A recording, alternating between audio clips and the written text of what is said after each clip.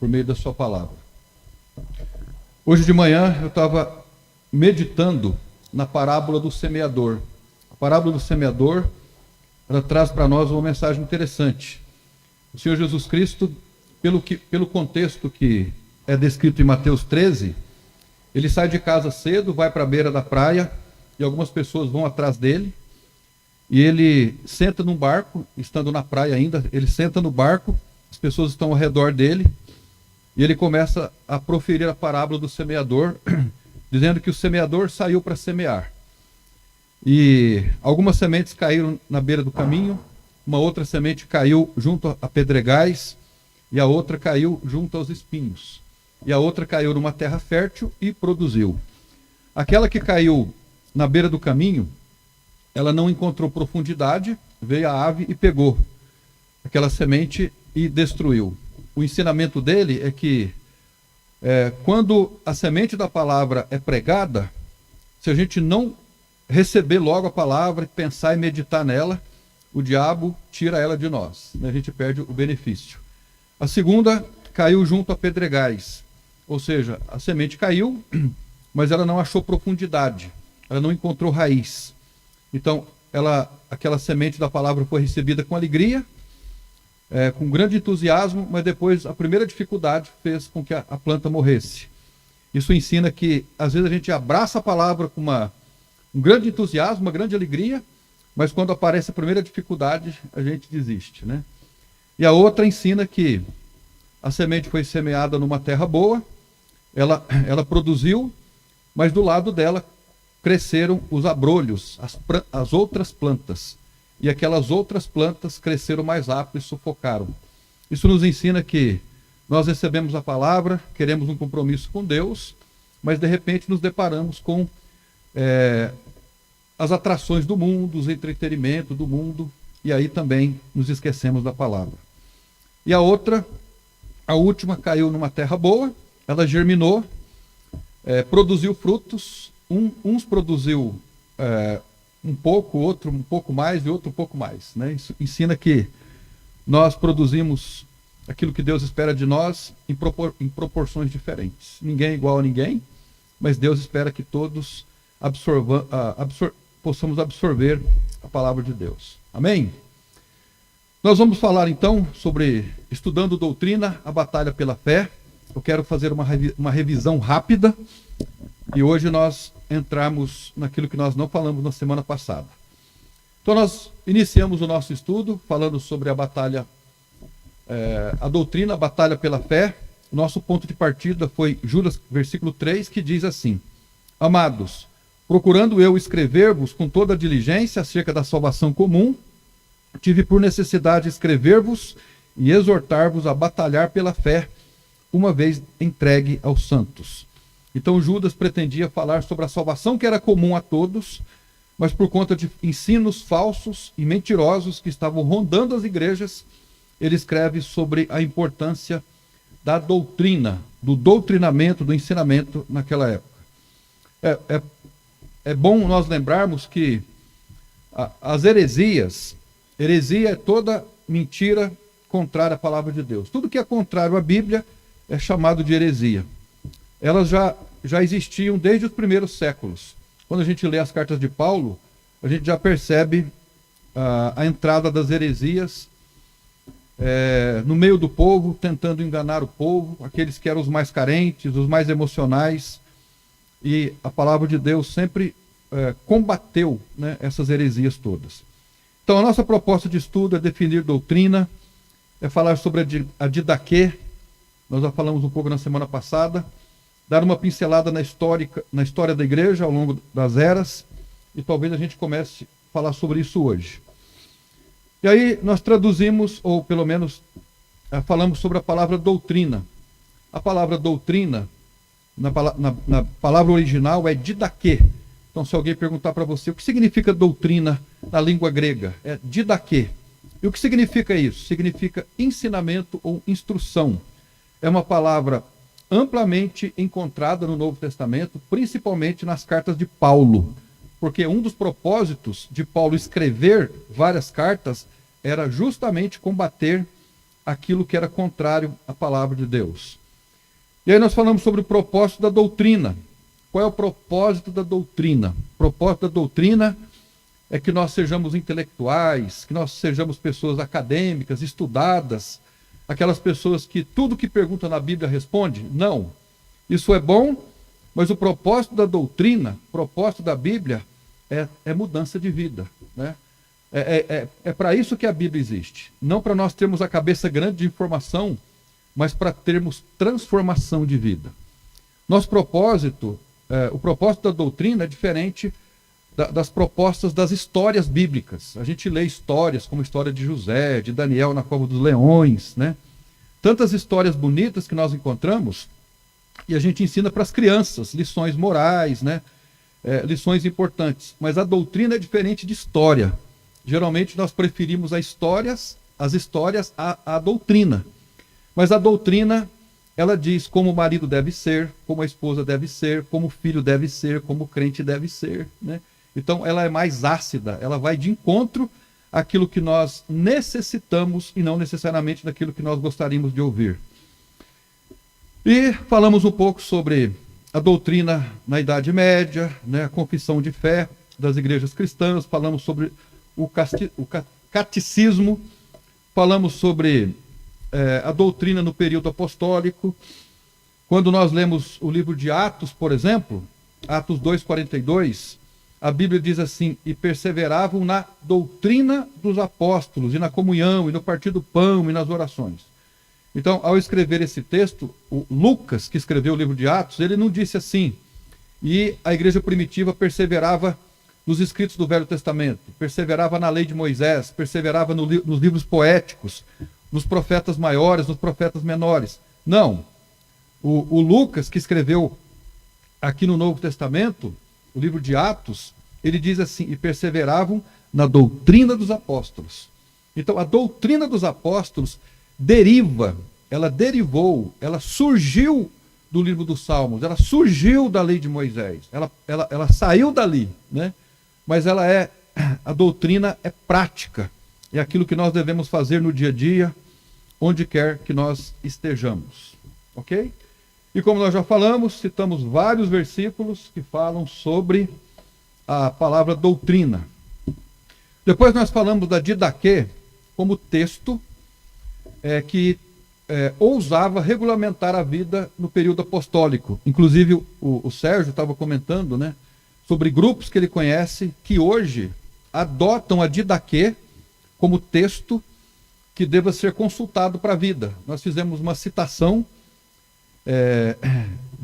dessa didaquê que é usada por algumas comunidades hoje. Então, o que nós estamos dizendo? Nós temos a Bíblia, nós seguimos a Bíblia, não outro livro, não há outro livro, nenhum outro livro, só a Bíblia. Agora, existem alguns cristãos que, além da Bíblia, eu vou fazer desse papel a didaquê, tem a didaquê, né? Se você quiser ir lá na internet e citar lá, dar um Google lá, escrever a didaquê, então vai encontrar um texto, e esse texto foi escrito entre os anos 60 e 90 depois de Cristo, foi usado nas primeiras igrejas para regulamentar a vida dos crentes, das pessoas.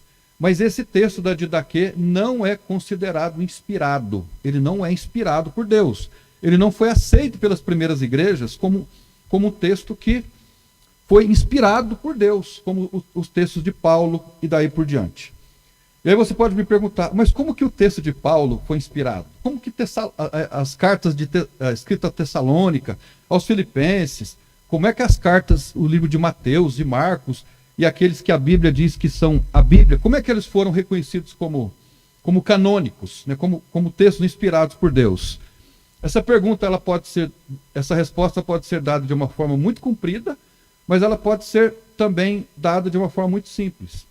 A questão é que, por exemplo, o apóstolo Paulo escreveu a carta dos Filipenses, por exemplo, e essa carta que Paulo escreveu aos Filipenses, que ele escreveu aos Gálatas aqui no Novo Testamento, ela foi escrita nas igrejas da Galácia, porque não era uma igreja só, eram várias igrejas, mas essas cartas que Paulo escreveu, que Pedro escreveu, o livro de Mateus, quando elas esses textos eram lidos nas igrejas, nas comunidades pequenas, aquelas pessoas sentiam assim, um temor, elas sentiam um gelado no corpo, e elas saíam dali e mudavam de vida, ao ponto que se lessem outros textos, não acontecia a mesma coisa. Então, os textos eles foram reconhecidos como inspirados por aquilo que quando lido publicamente, causava nas pessoas, né? E esse era um dos diferenciadores de um texto que era inspirado e de um texto que não era inspirado. Agora você imagina, né? Ao longo da história, por exemplo, a carta dos Colossenses, dos Gálatas, nesses anos de história, o que causou, né, na vida de milhões de pessoas quando estes textos eram lidos. Por exemplo, quando eu ouvi o texto de Efésios 2, 8 e 9, porque pela graça sois salvos mediante a fé, isto não vem de vós, é dom de Deus, não vem de obras para que ninguém se glorie, porque somos feitura sua, criados em Cristo Jesus para as boas obras, as quais Deus preparou para que andássemos nelas. Quando eu li esse texto na Bíblia, eu, né, descobri que a salvação não era pelas obras, entreguei a minha vida a Jesus. Então, eu já li textos de várias outras pessoas famosas, como de Shakespeare, a famosa Ilíada e Odisseia de Homero, um texto muito venerado, e quando você lê esse texto, ele não causa nada na vida de ninguém, né? Mas quando você lê um texto bíblico, ele modifica a sua vida. Então, essa é uma das formas de entender a veracidade da palavra de Deus. E a Didaquê, como texto, embora tenha um valor histórico, não é considerado como palavra de Deus. Ok? Alguém tem uma pergunta até aqui? Alguma observação? Aí, são citações, né? Mas eu sugiro que você vá lá no Google, na internet, e leia você Didaquê. Ela está disponível lá para quem quiser. Uma outra coisa que eu considero importante, ainda a título de revisão, é a forma como a doutrina era ensinada nas primeiras igrejas cristãs. Eu vou ler um texto agora que diz assim: e ele mesmo deu uns para apóstolos, e outros para profetas, e outros para evangelistas, e outros para pastores e doutores, professores, querendo o aperfeiçoamento dos santos para a obra do ministério, para a edificação do corpo de Cristo, até que todos cheguemos à unidade da fé e ao conhecimento do Filho de Deus, a homem perfeito, à medida da estatura completa de Cristo. Esse texto de Efésios 4, 11 a 13, é um texto que diz assim, eu vou procurar traduzir ele de uma forma que fique mais fácil para entender. O Senhor Jesus Cristo deu à igreja pessoas preparadas ou pessoas capacitadas, melhor dizer a palavra capacitadas, para ensinar a palavra de Deus. Porque não são todas as pessoas que têm a mesma disponibilidade ou a vocação para dedicarem tempo de estudo. Então, a igreja recebe de Deus pessoas que são mestres, dons de professores, dons de mestres, pastores, para ensinar as Escrituras. Agora, isso não exime nenhuma pessoa da responsabilidade de desenvolver os seus estudos. O que significa dizer que todos nós podemos estudar a palavra de Deus, mas entendemos o valor da igreja nesse sentido, né? Porque, por exemplo, para que seja preparado um estudo ou um sermão, como, por exemplo, a gente está pregando no livro de Deuteronômio, para nós não falarmos nenhuma bobagem, né? Você precisa dedicar horas e horas estudando o comentário bíblico para saber aquilo que ensinar, para ensinar a palavra de Deus, né?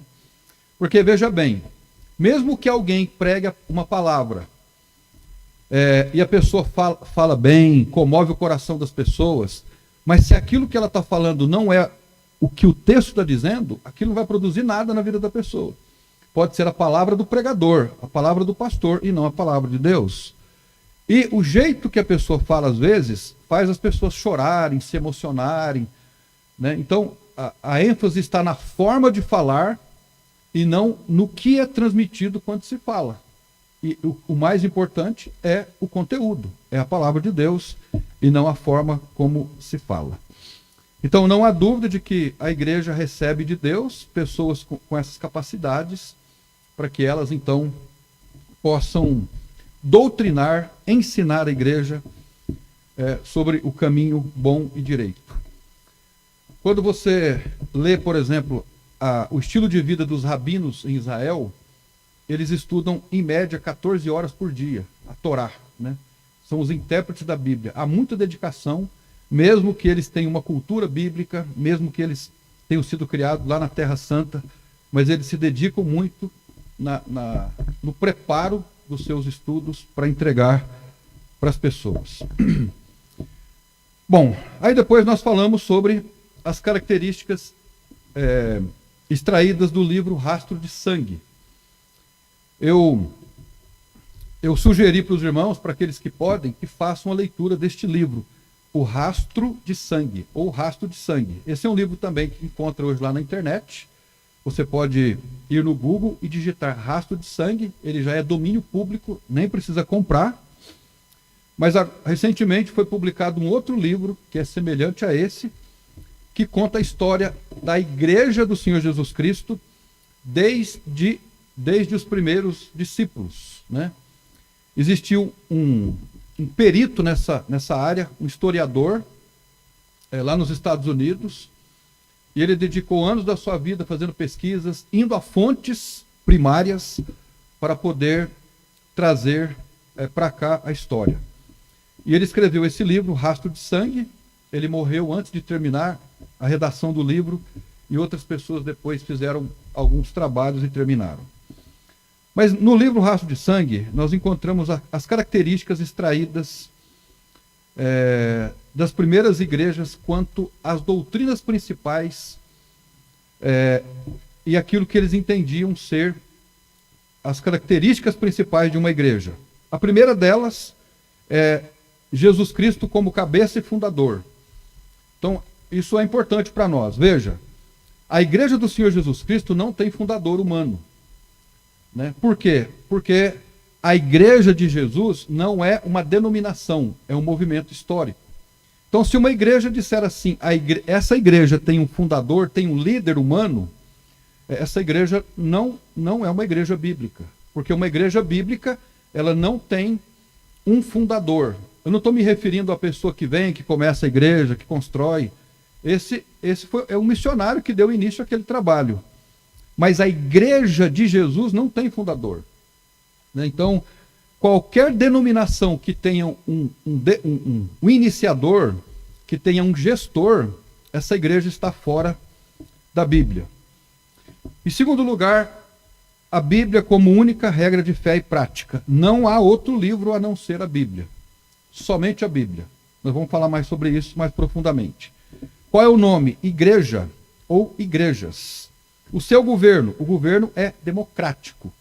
Então, por exemplo, nesta igreja, quem é a última palavra? É do pastor? Não. A última palavra é da Assembleia Reunida. É interessante na história como as igrejas funcionavam assim, né? Existem dados históricos que mostram isso. O governo democrático, todas as pessoas que fazem parte da igreja, todos os membros são iguais. Não existe o clero e o leigo, né? Isso não é bíblico. Esse conceito de clero, que é a classe dos líderes, e o leigo não existe. Isso foi inventado mais tarde, né? Mas Jesus ensinou sobre o sacerdócio de todos os crentes. Então, se eu quero falar com Deus, eu não preciso de ninguém a não ser o Senhor Jesus Cristo. Eu me ajoelho onde quer que eu esteja, ou mesmo que eu não possa me ajoelhar, eu me dirijo ao Senhor Deus em nome de Jesus, e pela fé eu já estou no trono da graça. Eu não preciso de absolutamente mais ninguém. Ok? Os seus membros, somente pessoas salvas, as suas ordenanças, batismo e ceia. Nós não cremos nos sacramentos. Os sacramentos eles foram incutidos em algumas igrejas mais tarde, bem mais tarde, mas nas primeiras igrejas cristãs não existia sacramento. Qual a diferença entre um sacramento e uma ordenança? Qual a diferença? Alguém sabe? Alguém sabe dizer? Qual a diferença entre um sacramento e uma ordenança? É importante nós sabermos isso, irmãos, porque esses assuntos hoje eles têm sido resgatados, né? Você já ouviu falar que o pastor fulano de tal se converteu agora ao catolicismo, voltou para o catolicismo, as pessoas estão fazendo confusão disso. Então nós precisamos... E quando a gente está falando do catolicismo, não estamos falando de pessoas, estamos falando de sistema religioso, né? Qual a diferença entre ordenança e sacramento? Como? Pode falar, meu guerreiro.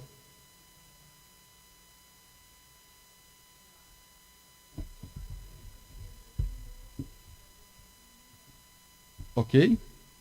A ordenança Jesus mandou e o sacramento foi criado, né? Irmão guerreiro. É isso. Mais alguém? Qual é a diferença entre um sacramento? A diferença é que o sacramento, no momento que ele está sendo praticado, ele transmite bênção na hora, né? Por exemplo, nos primeiros séculos surgiu o batismo, a doutrina da regeneração batismal. Isso não é uma coisa nova, né? Isso é antigo. A regeneração batismal. O que é que prega a regeneração batismal? No momento em que não era assim, né? A partir do 4º século começaram a batizar crianças, mas antes não era assim. No momento em que a pessoa é batizada na água, ela é salva. Ela deixa de ser pagã para ser cristã, mesmo sendo uma criança. Então, esse é um sacramento. A Igreja Católica vê o batismo como um sacramento. Ou seja, o sacramento transfere bênção espiritual. E qual é a bênção do sacramento do batismo? Outorga salvação. Tem base bíblica para isso? Em nenhum lugar, né? Não há base bíblica para isso. E como se define ordenança? Ordenança é um mandamento. É só isso. É só obedecer aquilo que Jesus ensinou. Agora, nós sabemos tudo sobre o batismo? Não sabemos. Aliás, essa foi uma questão levantada pelas primeiras igrejas. Se o batismo é só um símbolo, por que existe uma ordenança e deve ser praticado? Então, não pode ser simplesmente só o mandamento. Tem que ter alguma coisa a mais. Então, por causa disso, eles disseram que o batismo salva, que o batismo provoca a regeneração. Agora, em lugar nenhum a Bíblia diz isso. Então, eu faria a afirmação no seguinte sentido. Nós não sabemos tudo sobre o batismo. Talvez lá no céu nós saberemos. Mas até agora, nós não podemos dizer que uma pessoa precisa ser batizada para ser salva. Ok? Os oficiais, pastores e diáconos. Pastores e diáconos. Não há nenhum oficial na Bíblia a não ser esse, né? Mas, e o que dizer do presbítero? A palavra presbítero na Bíblia refere-se ao pastor. Mas o que dizer do ancião? A palavra ancião na Bíblia refere-se ao pastor. São títulos diferentes, nomes diferentes, pertinentes à mesma pessoa. Mas o que dizer de diaconisa? Na Bíblia não fala de diaconisa. O que falar de pastoras? A Bíblia também não fala sobre isso. O trabalho. Qual é o trabalho da igreja? Alguém saberia dizer qual é o trabalho da igreja? Qual foi o serviço que Deus deu para a igreja? Quem consegue dizer para nós? Proclamar o evangelho? Quem tem uma opinião diferente?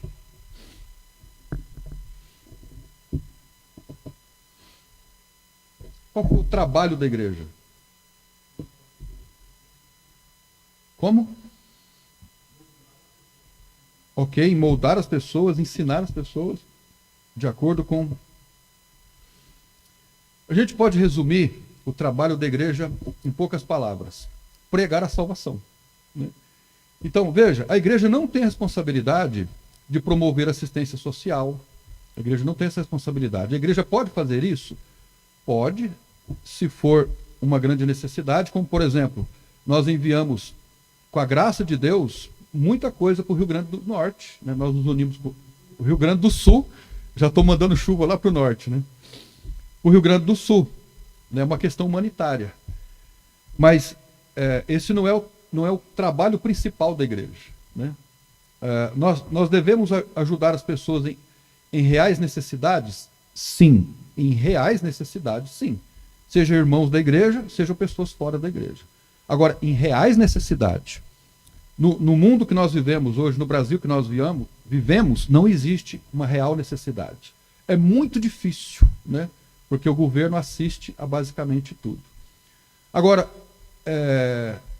veja, se a igreja tomar essa postura, nós vamos crescer numericamente, né? Todo desvirtuamento doutrinário, ele é mais atrativo para as pessoas. Ele é uma questão pragmática, né? Mas se a igreja se ocupar somente com aquela que é a tarefa dela, que é pregar o evangelho, ela estará obedecendo o que o Senhor mandou. E cada um de nós vai prestar contas a Deus. A gente não vai prestar conta para ninguém mais, a Deus. Então, o trabalho da igreja é pregar a salvação do Senhor Jesus Cristo. O resto pode ser feito na medida do necessário e na medida que Deus dirigir. Ok? Então, agora, para pregar a salvação, inclui outras coisas, né? Inclui a proclamação do evangelho, inclui o discipulado, inclui o cuidado que nós temos que ter uns com os outros, exortando, suprindo necessidades, consolando, né? Tudo isso faz parte do trabalho da igreja, mas são coisas que acompanham a pregação, mas o trabalho da igreja não é assistencial. Então, o trabalho da igreja, por exemplo, irmãos, veja, eu não quero entrar em polêmica, né? Mas o trabalho da igreja não é nós entrarmos lá no Congresso e queremos tirar o político A, o político B. As primeiras igrejas não se envolviam com isso. Eles deixavam o Estado para lá e faziam aquilo que era competência da igreja, orar pelas autoridades, né? Era esse o papel da igreja, né? Então nós não temos essa preocupação não estou dizendo que a gente não deva votar, cumprir as nossas obrigações cívicas, mas nós não temos que nos preocupar com isso. Porque o nosso Deus, o nosso pastor, o nosso provedor, o nosso justo juiz é o Senhor, né? O resto é resto, vamos dizer assim, né? Tudo bem? Alguém tem alguma pergunta? O plano financeiro, né? O plano financeiro, dízimos e ofertas, como o Senhor ordenou, para a manutenção da obra. As suas armas de combate espirituais. Então, nós vencemos com armas espirituais, né? Por exemplo, nós estamos vivendo um momento político interessante, em que os evangélicos alguns estão se debatendo e vão para frente, né, e tudo mais. Então, o papel do cristão não é fazer isso, né? O papel do cristão é fazer o que a gente tem feito aqui na quinta-feira. Vamos dobrar o joelho, orar e buscar a vontade de Deus para as nossas vidas. E, em último lugar, nesse sentido, a independência, né? Isso talvez resuma o que nós estamos falando, a separação total do Estado com a igreja. O Estado é o Estado, a igreja é a igreja. Uma coisa é uma coisa, outra coisa é outra coisa, né? Diferente dos países islâmicos, né? Os países islâmicos, o Estado é a religião é o Estado. É diferente de nós. Nós fazemos essa distinção de uma coisa da outra. Tudo bem, irmãos? Alguma pergunta? Alguma observação? Agora, esses itens que eu citei para vocês, são 11, né? Eu preciso dizer que eles são poucas palavras, né? Mas eles foram produto de muita pesquisa desse Dr. Carroll, né? Que escreveu o livro Rastro de Sangue. Ele pesquisou muito, inclusive pesquisou sobre pessoas que não eram cristãs, mas que escreveram sobre os cristãos nos primeiros séculos. Então a gente lê um texto esses 11 itens, e fala, isso é uma coisa interessante, né? Mas foi alvo de muita pesquisa para que ele então pudesse trazer o que trouxe para nós nos dias de hoje. Gostaria agora de destacar, de uma maneira mais rápida, as doutrinas. Nós falamos sobre as características, agora são as doutrinas. Algumas são iguais, mas somente para citar, para nós darmos um passo adiante. A primeira doutrina: uma igreja espiritual tendo Cristo como fundador, único cabeça e legislador.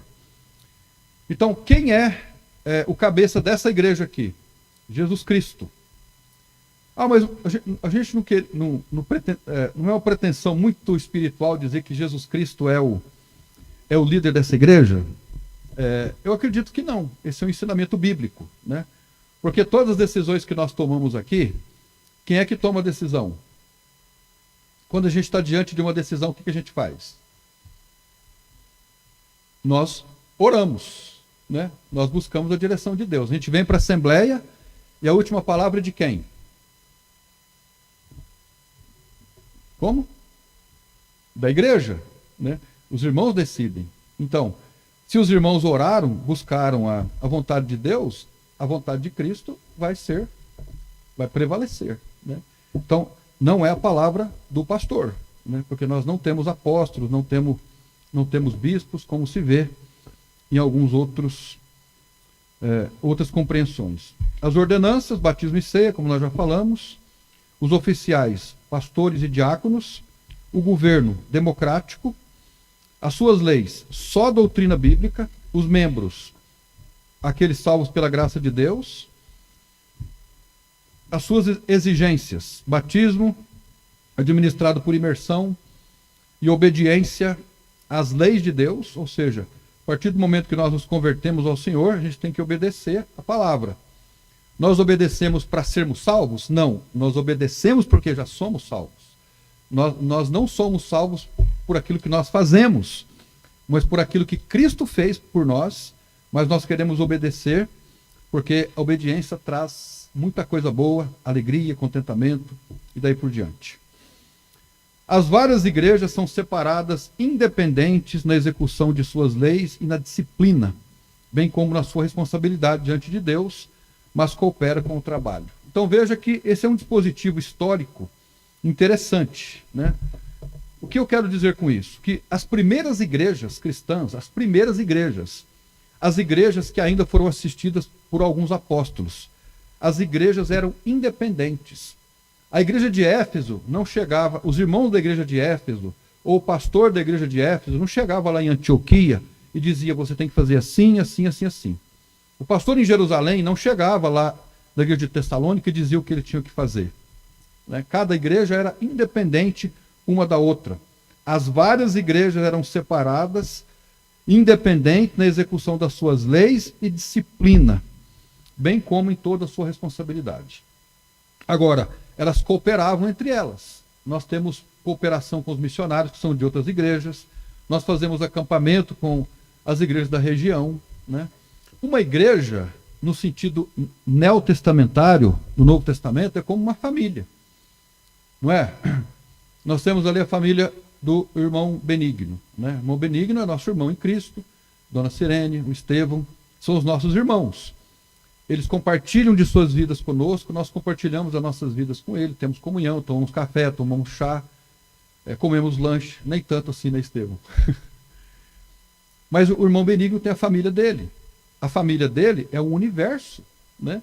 Eles têm intimidade entre eles, eles têm especificidade entre eles que nós não precisamos saber, né? O irmão Benigno, como líder, conduz a sua família. E é assim conosco. Mas ele congrega conosco, ele faz parte de uma outra família, numa outra instância. Então, uma igreja é do mesmo jeito, né? Uma igreja tem as suas especificidades, ela toma as suas decisões, ela toma os seus caminhos, ela tem comunhão com outras igrejas, mas nenhuma igreja de fora interfere numa igreja. Por que nós fazemos dessa forma? Porque é o melhor jeito? Não, é porque as primeiras igrejas eram assim, e foi assim que Jesus ensinou, né? E quando a gente lê o livro de Atos, a gente já percebe isso, né? O apóstolo Paulo transitava pelas igrejas como apóstolo Paulo. Hoje não existe mais apóstolo, né? Porque a condição para o apostolado era ter visto Jesus. E Paulo, então, ele cumpriu muito daqueles requisitos e viveu no período dos apóstolos. Ok? E uma outra coisa que os batistas, eu estou falando de batista, mas não de denominação, né? Estou falando de batista no sentido de doutrina, né? Por que batista? Quem deu esse nome para os batistas? Alguém sabe dizer? Quem deu esse nome? Foram os batistas. Era um apelido. Como? Era a Igreja Católica. A Igreja Católica que deu esse nome para os batistas. Agora, os batistas não são uma denominação, né? Quando a gente bota isso na cabeça, fica muito mais fácil para entender. Não é uma denominação, é um movimento histórico. Uma denominação tem um líder, movimento histórico não, né? Por exemplo, deixa eu dar um exemplo do que eu estou falando. Hoje no Brasil, existe milhares de famílias que não mandam os filhos para a escola, né? Eles estudam em casa, os filhos estudam em casa. É uma opção que a família fez. Existe perto de 8.000 famílias que fazem isso. Agora, é chamado de movimento de escola homeschooling. Não existe um líder para esse grupo, não há um líder, né? Cada família toma a sua decisão. Não é uma liderança formal, é um movimento histórico, um movimento popular. Os batistas eram assim, não havia um líder, era um movimento. Cada pastor cuidava da sua igreja, cada igreja cuidava dos seus, não havia uma liderança, uma hierarquia, uma pirâmide. Isso não existia nas primeiras igrejas, né? Então, essas igrejas e os batistas, eles sempre brigaram pela liberdade religiosa. Sempre brigaram pela liberdade religiosa. Interessante, né? Veja a que ponto nós chegamos. Como as coisas são.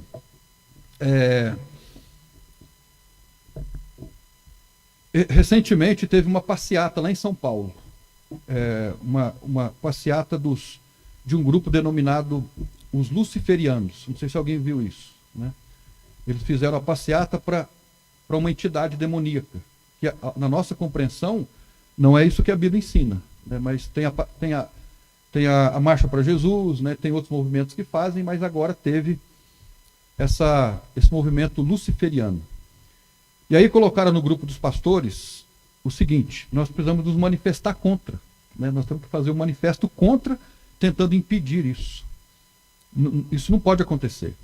Aí teve um outro pastor mais experiente que colocou lá o seguinte, no grupo dos pastores: nós não podemos fazer isso. As pessoas têm liberdade religiosa. Porque se houver um movimento contra eles, vão fazer contra a gente também. Por mais que nós, às vezes, nos sintamos incomodados, mas nós pregamos a liberdade religiosa. As pessoas têm liberdade para acreditarem naquilo que elas querem acreditar. Então, qualquer pessoa que tenha a sua religião, a gente não pode ali tentar impedir que a pessoa exerça aquilo. Isso é liberdade, isso é bíblico. Interessante, mas é bíblico, né? Um dos pontos fortes desses batistas no começo era exatamente isso. Eles eram considerados religiões proselitistas, argumentativas e não compulsivas, né? O que é uma religião argumentativa? Inclusive a nossa Constituição brasileira, ela me dá o direito de chegar até o Nilson e dissuadir ele que a religião dele está errada e que a minha religião supera a dele, é melhor. Eu tenho esse direito bíblico, eu tenho esse direito constitucional, mas sem atacar o Nilson. Eu posso dizer para ele que o que ele acredita está errado e que existe uma verdade que ele precisa pensar sobre ela. O Nilson pode fazer isso comigo também. Isso chama-se proselitismo. A Constituição dá direito para isso. E era isso que os batistas antigos faziam. Não batistas, mas os cristãos antigos faziam. Diferente de muitas religiões, que colocam uma metralhadora na cabeça, né, do pai e fala: você se converte agora ou vai morrer todo mundo, né? E no passado tem uma denominação que é a maior do mundo, que ela foi a maior responsável pelo extermínio de 50 milhões de cristãos, porque queriam que eles se convertessem na espada, né? Não ao cristianismo, mas àquela denominação. Carlos. Eu queria, na verdade, fazer uma pergunta. Não sei se é uma pergunta ou uma colocação. Umas 2 semanas atrás, eu fui com um colega ajudar a descarregar um piso e a gente estava conversando. Aí eu queria que o senhor me explicasse sobre isso, a minha pergunta. A gente estava conversando. O principal objetivo é pregar o evangelho. Pregar o evangelho, o senhor vai entender a minha colocação. Pregar que Jesus morreu na cruz e ao 3º dia ressuscitou. e dando daí a oportunidade de nós aceitarmos a Jesus Cristo, ok? Ponto, esse é o principal lá. Só que daí a pessoa falou assim para mim, só que o principal objetivo é esse, só que cada um diverge com as suas teorias, vamos dizer assim, tá? Entre aspas, teorias, eu vou dizer. Por exemplo, ele comentou comigo, eu vejo mais pessoas na Bíblia falando sobre guardar o sábado. Ele falando, né? Mas daí eu falei, só que daí como é que eu posso falar? Eu argumentei.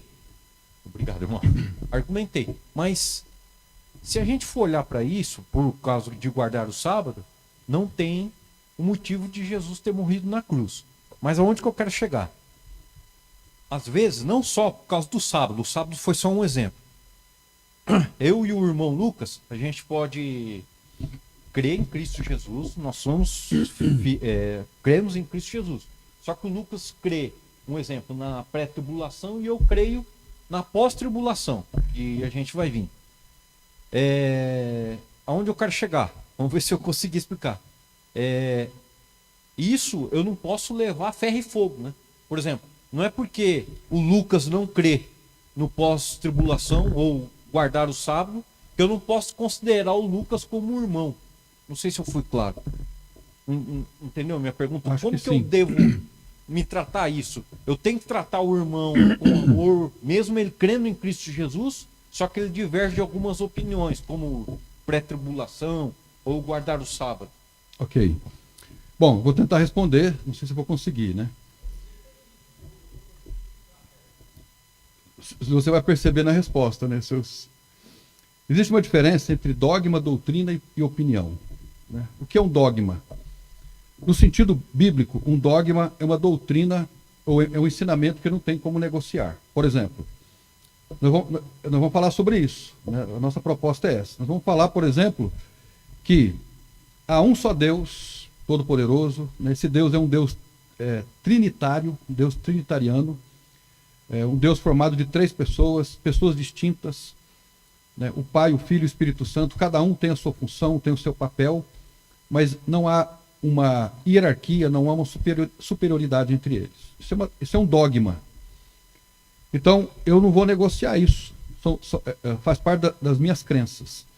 Uma outra crença interessante. A Bíblia é a única autoridade. A Bíblia é autoritativa. Não existe outro livro, nenhum. Então, isso para nós é um dogma, né? Eu não vou remover isso. Um outro dogma que talvez seja o mais interessante e o que separa as pessoas, a salvação pela graça, pela fé. Salvação não é pelas obras, né? Nenhuma obra. Nós somos salvos pela graça de Deus. Isso é um dogma. E aí, se nós formos listar, no sentido bíblico e teológico, nós vamos encontrar vários dogmas, né? Um dogma não pode ser removido de forma alguma. Biblicamente falando, a Bíblia nos ensina que uma pessoa que tem um dogma diferente do nosso, a gente não deve ter influência dela, né? E Paulo fala sobre isso. Ele usa um termo pesado para referir-se a esses que eram contrários aos dogmas, que era a doutrina. Ele o chama de cães, né? Ou seja, não cães no sentido literal, mas animais ferozes que queriam aproveitar-se das pessoas, né? Então, não devemos ter, eu não digo que a gente tem que tratar mal, né? Mas não tem que ter relacionamento com quem não tem a mesma doutrina, ok? Isso é bíblico. Agora, uma outra coisa é doutrina, né? Doutrina, por exemplo, vamos pensar nos irmãos presbiterianos, né? O batismo por aspersão, ele foi introduzido nos primeiros anos por várias razões, né? Mas um irmão presbiteriano que prega o evangelho, vamos pensar numa igreja, por exemplo, a igreja presbiteriana de Pinheiros, que é uma igreja evangelista, uma igreja missionária, eu diria que é uma igreja, né, que tem assim, bastante ensinamento. Eles batizam por aspersão. Uma pessoa que aceita Jesus e é batizada por aspersão, ela é salva? Ela é salva, porque a salvação não depende do batismo, né? Uma pessoa que é batizada por imersão, ela é salva? É salva, se ela se converteu realmente, né? Uma outra coisa, existem igrejas que praticam a ceia restrita, somente para os membros da igreja. Outros, a ceia é aberta, isso é doutrina, né? Então, a questão do pós-tribulacionismo. Algumas pessoas acreditam que Jesus vai voltar depois da grande tribulação. Outras pessoas acreditam que Jesus vai voltar antes da tribulação, né? Entre os batistas, inclusive, existe essas duas ideias que dialogam uma com a outra. As pessoas têm comunhão. Doutrina. Então, eu acredito que Jesus vai voltar antes da tribulação, né? Se o irmão Benigno diz assim, Jesus vai voltar depois da tribulação, nós vamos tomar café junto, vamos ter comunhão, isso aí não tem problema nenhum. Eu acredito que a gente nem deve entrar nessas discussões, né? Se é uma discussão que tem ali um potencial para criar uma desavença particular, pessoal, então não entra no assunto, deixa isso para lá, não vai mudar em nada. Inclusive, Paulo fala muito sobre isso, né, de ficar inventando contendas, brigando por coisa que não faz sentido nenhum, né? E uma outra coisa é opinião, né? Lá na igreja tem que usar gravata, né? Pode subir de camiseta polo aqui, né? Isso é questão de opinião. Onde a Bíblia fala sobre isso, né? Se, por exemplo, eu viesse para a igreja com cabelo comprido, né, biblicamente falando, haveria uma transgressão? Eu não vou fazer isso, né? Mas haveria uma transgressão bíblica? Não, né? Os personagens bíblicos tinham cabelo comprido, né? Mas para a nossa cultura hoje, não pega bem, né? Por exemplo, existem pessoas que gostam de cumprimentar dando beijo, né? Que a Bíblia chama de ósculo santo, né? Para a nossa cultura, isso não pega bem, né? Quem eu beijo? Eu beijo o meu pai e beijo o meu filho Giovanni, mais ninguém, né? Por uma questão de respeito, né? E lógico, né? Estou falando da minha esposa e das minhas filhas. Mas entendem? Existem questões na Bíblia que são culturais. Elas não são teológicas e bíblicas, são culturais. Então, dogma você não discute, né? E se você tem uma intimidade com uma pessoa que tem uma doutrina, um dogma diferente do seu, a sua tendência é de se influenciar por ela. Porque a nossa inclinação, por ruim que seja, ela é mais para aquilo que é perverso do que para aquilo que é bom. A nossa inclinação é essa, né? Agora, você pode conviver muito bem com alguém que tem uma doutrina diferente, né, sem maiores problemas. E opinião, muito menos, né? Não sei se eu respondi. Mais alguém? Tem uma pergunta?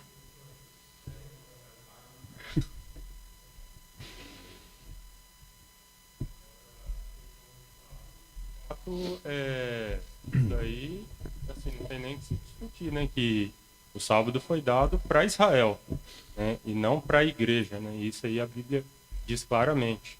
Exatamente. Ok, obrigado. O Nilson me fez lembrar que, para mim, a questão do sábado não entra na questão de opinião nem de doutrina, é de dogma. Por quê? Como que eu vou responder isso? No quarto século teve um homem que era um gênio. Ele era um gênio, vamos dizer assim, do ponto de vista intelectual. E ele escreveu tratados teológicos que trouxeram muitas contribuições para nós. Mas outras coisas que ele escreveu, elas eram equivocadas. E entre elas, né, Agostinho de Hipona, ele escreveu a doutrina da substituição. O que significa isso? Ele diz que a igreja substituiu Israel, né? Que Israel foi extinto da face da terra para sempre, porque a igreja veio substituir. E agora, a igreja é a nova Israel de Deus. Então, essa é uma doutrina que está por aí até hoje, né? Biblicamente falando, a igreja não substituiu Israel, né? Aliás, essa ideia de que a igreja substituiu Israel é uma ideia antissemitista. Agora, por causa disso, algumas doutrinas foram saindo, como, por exemplo, o sábado, né? Quando a gente lê o Velho Testamento, você nota com clareza que o sábado foi dado para Israel por causa do sábado, né? Os judeus trabalhavam 6 dias e no 7º eles descansava? Descansava do quê? Da terra. Não era para fazer movimento na terra, a terra tinha que estar quietinha ali. Ouça bem você, o que eu acho interessante. Existiu o ano sabático. O ano sabático. O que era o ano sabático? Depois de 7 vezes 7 anos, aliás, o ano do jubileu, havia o jubileu, né, que eram 7 semanas de sábado. 7 anos, 7 vezes 7, 49. No 50º ano, havia uma festa muito grande chamada Festa do Jubileu. E nesses 50 anos, por exemplo, vamos imaginar que eu pertenço a uma tribo de Israel, eu perdi uma terra, eu não soube administrar, eu perdi a terra, me tornei escravo dela, porque era assim que acontecia. Eu não sabia administrar, não produziu bem, aí alguém me comprou a terra e eu me tornei escravo, eu passei a trabalhar naquela terra. Depois de uns anos, no ano do jubileu, vamos imaginar que eu trabalhei, suei, perdi, não administrei bem, mas aí vem o Giovanni é a minha descendência. Quando completava o ano do jubileu, nesse ano, a terra era devolvida. Então o Giovanni, ele podia ir lá e reivindicar, olha, meu pai não administrou bem, não soube cuidar bem da terra, perdeu, nós nos tornamos escravos, mas agora é ano do jubileu. Então a terra era devolvida. E para que Deus fez assim? Para que não se perpetuasse a pobreza em Jerusalém, em Israel. Entende? Mas veja, o sábado estava presente na cultura de Israel. Não há, presta atenção nesse dado aqui. Dos mandamentos que Jesus deixou, que a Bíblia deixou no Velho Testamento, de todos os mandamentos, não somente da Torá, quantos foram repetidos aqui no Novo Testamento? Quantos? De todos os mandamentos lá do Velho Testamento, de Êxodo, de Deuteronômio, de Levítico, os mandamentos que a gente encontra nos livros poéticos, quantos foram repetidos no Novo? Todos. Todos os mandamentos. Não há nenhum mandamento no Velho Testamento, mandamento no sentido moral, não estou falando de lei cerimonial, né, que não tenham sido repetidos no Novo. Só o sábado que não. Você não encontra isso. Pelo contrário, você encontra Paulo aos Romanos escrevendo sobre irmãos que ficavam brigando um com o outro por causa do dia, né? Mas eram irmãos com influência judaica.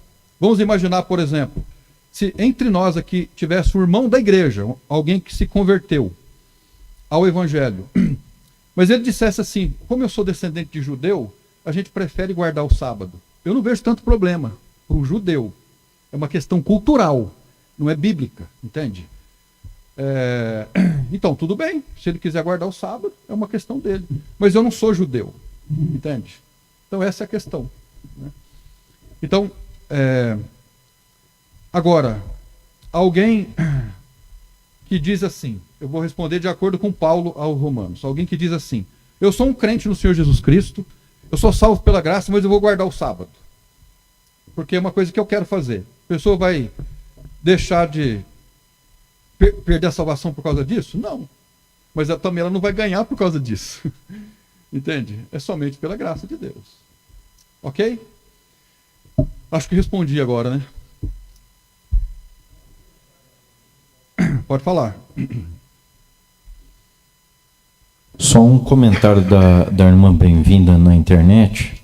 Ela fala assim, abre aspas, por favor, pastor, comentar sobre o batismo de João, o batizado, dando a importância, mas o senhor já comentou, né? Fecha aspas. Mas o senhor já falou, né? Sobre as leis e o batismo por imersão. Ok. Bom, ela não especifica o que comentar. Tá bom. Eu acho que eu sei mais ou menos o teor da pergunta da dona Bem-vinda por causa do livro, né? Rastro de Sangue. O batismo de João, ele é um pouquinho diferente, eu vou falar isso e a gente vai encerrar. Ele é um pouquinho diferente do batismo de Jesus Cristo, né? João batizava apontando para o reino. Arrependei-vos porque é chegado o reino dos céus, né? Ou o reino de Deus. Então, o batismo de João Batista era o batismo de arrependimento. Então, aqueles que se tornaram discípulos de Jesus, aliás, aqueles que se tornavam discípulos de João Batista, eles aceitavam o ensino messiânico de João Batista. Olha, se arrependam de seus pecados e sejam batizados aqui na água para o perdão deles, crendo no Messias que virá. Porque, embora João Batista esteja escrito aqui no Novo Testamento, ele foi o último profeta do Velho Testamento, né? Porque o Novo Testamento começou quando Jesus morreu, né? Quando Jesus lá na cruz disse, está consumado. Foi ali que anulou o Velho Testamento e veio o Novo Testamento no sangue dele. O batismo de Jesus é o batismo da identificação. É diferente, ele é mais profundo do que o batismo de João. O batismo de João dizia, arrependei-vos porque é chegado o reino dos céus, ou o reino de Deus. O batismo de Jesus, ele é encontrado em Romanos capítulo 6, né? Que fala que quando nós estamos ali no batistério, em pé, eu reconheço que eu morri com Cristo. Quando eu sou imerso, eu reconheço que eu fui sepultado com Cristo. Quando eu sou submerso, eu reconheço que eu ressuscitei com Cristo. Então, o batismo, na verdade, é a minha conversão. No dia que eu aceito Jesus, eu morro, eu sou sepultado e eu ressuscito. Pela fé, espiritualmente. Instantaneamente. Né? E aí depois eu vou para o batistério para fazer uma representação. É um símbolo, né, de que eu morri, fui sepultado e ressuscitei com Cristo. Então a pessoa, na verdade, para ser convertida, ela tem que morrer, ser sepultada e ressuscitar. Né? Tem que passar por essa fase. É o batismo da identificação. Agora, o que a dona Bem-vinda talvez esteja se referindo, pode ser que os irmãos não tenham essa informação, diz respeito à teoria do JJJ, né? João Jordão e não sei qual é o outro J, né? Jesus. É uma teoria na teologia que diz que João Batista foi o primeiro crente batista, né? Mas nem os batistas acreditam nisso, né? Uma teoria que existe, isso aí é bem batistão mesmo, né? Nós não acreditamos nessa teoria e nem o autor do livro acredita nisso. Ele fez uma menção lá, mas ele mesmo não acredita nisso, ok? Mais alguma pergunta, irmãos? Observação? Deu para entender alguma coisa? Deu para ter uma noção? Ok. Então nós vamos encerrar. Na semana que vem nós vamos falar sobre os distintivos de uma forma mais profunda, né? Vamos falar sobre a Bíblia, Deus, Jesus Cristo e daí por diante. Nós vamos encerrar a nossa transmissão. Agradeço aos irmãos que acompanham, aqueles que vão assistir depois. Que Deus abençoe a todos. Nós vamos fazer uma oração e vamos encerrar o nosso tempo aqui para nós entregarmos os certificados, então, àqueles que fizeram o curso CBB.